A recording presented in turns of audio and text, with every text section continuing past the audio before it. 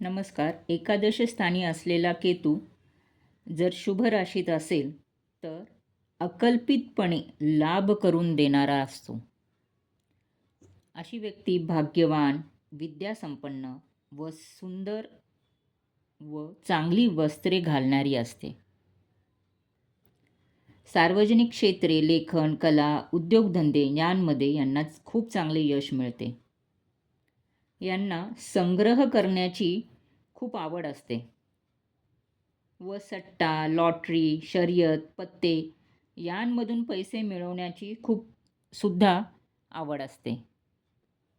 जर मंगळ आणि केतू युती असेल तर जमीन जुमला चांगले मिळते व शुक्र केतू युती असेल तर वाहनांचे सुख मिळवून देतो. पण हा जर केतू दूषित असेल किंवा अशुभ राशीत असेल किंवा अशुभ असेल तर ह्यांना मित्र वाईट मिळतात.